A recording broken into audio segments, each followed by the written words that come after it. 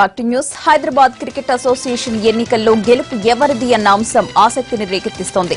G Vivek, విద్యుత్ జయసింహ వర్గాలు హోరాహోరీగా తలపడ్డాయి. కోర్టు వివాదాలు, మాజీ క్రికెటర్ అజరుద్దీన్ సడన్ ఎంట్రీతో ఉత్కంఠ రేపిన ఎన్నికలు ప్రశాంతంగా ముగిశాయి.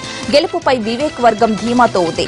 విజయం సాధించామని ప్రకటించుకుంది. అటు మాజీ ప్రెసిడెంట్ అర్షద్ అయూబ్ ఎన్నికలు జరిగిన తీరుపై అభ్యంతరం వ్యక్తం చేశారు. అర్హత లేని వ్యక్తులు రిటర్నింగ్ ఆఫీసర్లుగా ఉన్నారని విమర్శించారు. ఎన్నికల్లో ప్రత్యర్థి వర్గాలు డబ్బును విచ్చలవిడిగా వెదజల్లాయని ఆరోపించారు. న్యాయస్థానాలపై అర్షద్ అయూబ్ కు ఏమాత్రం నమ్మకం లేదని ఫైర్ అయ్యారు హెచ్సీఏ ప్రెసిడెంట్ అభ్యర్థి జి వివేక్. ఎన్నికలు పూర్తి పారదర్శకంగా జరిగాయన్న వివేక్ హైదరాబాద్ క్రికెట్ అసోసియేషన్ కు పూర్వ వైభవాన్ని తీసుకొస్తామని చెప్పారు. అలాగే అసోసియేషన్ పై ఇప్పటిదాకా జరిగిన అవకతవకలపై విచారణ జరిపిస్తామన్నారు.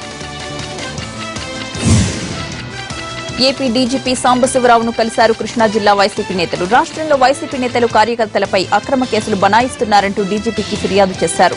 టీడీపీ, వైసీపీ వర్గాల మధ్య గొడవలు జరిగితే కేవలం వైసీపీ మీదే కేసులు పెడుతున్నారని ఆరోపించారు. అయితే దీన్ని పరిశీలించి చర్యలు తీసుకుంటామని చెప్పారు డీజీపీ.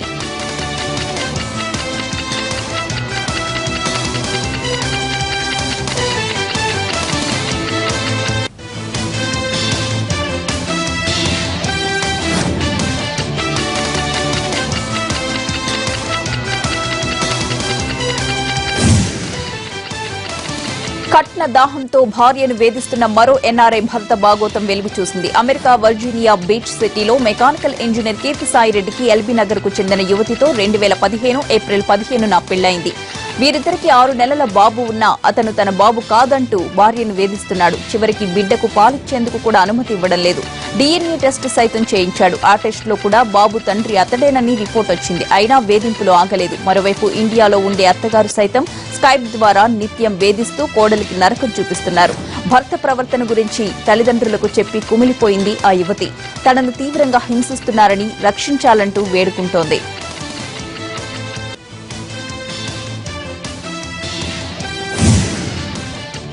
నల్లగొండ జిల్లా చింతపల్లి మండలంలో దారుణం జరిగింది. చింతపల్లి మండలం రోటిగడ్డ తండలో భార్య మోతిని భర్త రాజు హత్య చేశాడు. భార్య భర్తలిద్దరూ మద్యం మత్తులో గొడవ పడ్డారు. ఈ క్రమంలో ఆవేశానికి గురైన భర్త రాజు భార్య మోతిని సుత్తితో విచక్షణరహితంగా కొట్టడంతో ఆమె అక్కడికక్కడే ప్రాణాలు కోల్పోయింది. నిందితుడిని విచారించగా హత్య ఘటనను సెల్ ఫోన్లో వీడియో తీసినట్లు ఒప్పుకున్నాడు.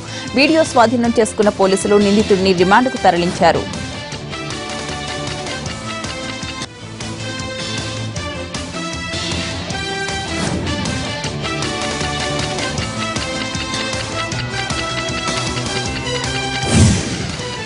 వనపర్తి జిల్లా పానగల్ మండలం బుసిరెడ్డిపల్లిలో ట్రాక్టర్ బోల్తాపడి 4 మృతి చెందారు. ఈ ప్రమాదంలో పలువురు గాయపడ్డారు. ప్రమాద సమయంలో ట్రాక్టర్లో 30 మంది వరకు ప్రయాణికులున్నారు. మృతుల్ని ఉండవల్లి మండలం తక్కశిల గ్రామస్తులుగా గుర్తించారు. దీంతో తక్కశిల గ్రామంలో విషాదం నెలకొంది.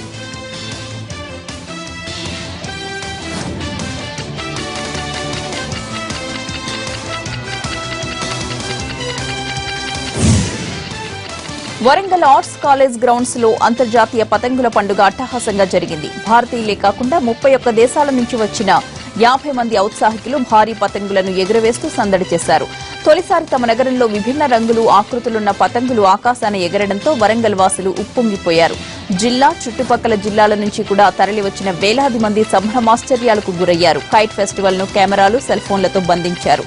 చిన్నారులు, యువతీ యువకులు చాలా సందడి వాతావరణంలో ఎంజాయ్ చేశారు.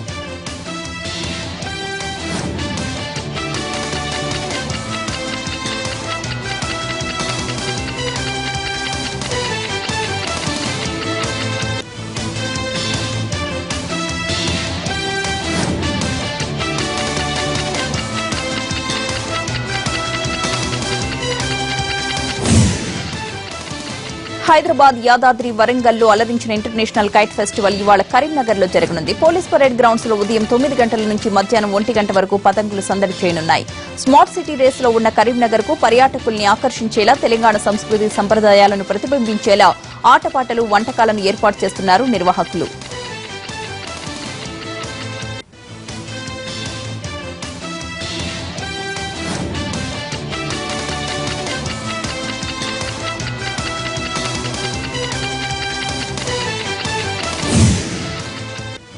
పాకిస్తాన్తో ఉన్న సమస్యలపై చర్చించేందుకు తాము సిద్దమని ప్రధాని మోడీ అన్నారు. అయితే అంతకంటే ముందు ఆ దేశం ఉగ్రవాదాన్ని వదిలేయడంతో పాటు పూర్తిగా నిర్మూలించాలని స్పష్టం చేశారు.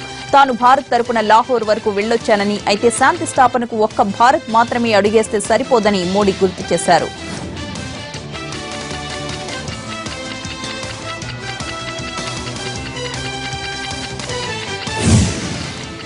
సమాజ్వాదీ పార్టీ అధ్యక్ష హోదాను సైకిల్ గుర్తును కోల్పోయి పీకల్లోతు బాధలో ఉన్న ములాయం సింగ్ యాదవ్ కు మరో షాక్ తగిలింది. ప్రాణ స్నేహితుడిగా భావించిన అమర్ సింగ్ నేతాజీని వదిలి బీజేపీలో చేరుతున్నారు.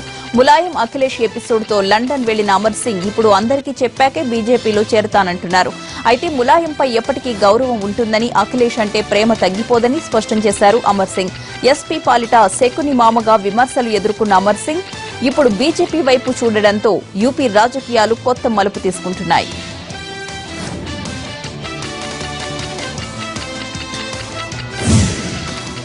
సమాజ్వాదీ ఎపిసోడ్ లో కొత్త ట్విస్ట్ చేరింది. సైకిల్ గుర్తును గెలిచిన తర్వాత ములాయంతో భేటీ అయిన అఖిలేష్ కు ఓ లిస్ట్ అందింది. తన వర్గానికి చెందిన మొత్తం 38 మంది పేర్లతో ములాయం ఆ జాబితా తయారు చేశారు. అయితే ఆ లిస్టులో ములాయం తమ్ముడు శివపాల్ యాదవ్ పేరు లేదు. ఆయనకు బదులుగా శివపాల్ తమ్ముడు ఆదిత్య యాదవ్ పేరు మాత్రం ఉన్నట్లు తెలుస్తోంది.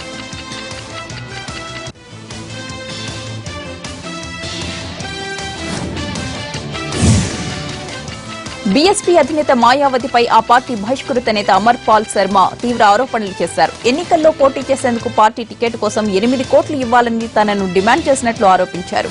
మాయావతికి అత్యంత సన్నిహితుడు నసీముద్దీన్ సిద్దికీతో తనకు ఒక సందేశం పంపినట్లుగా ఆరోపించారు.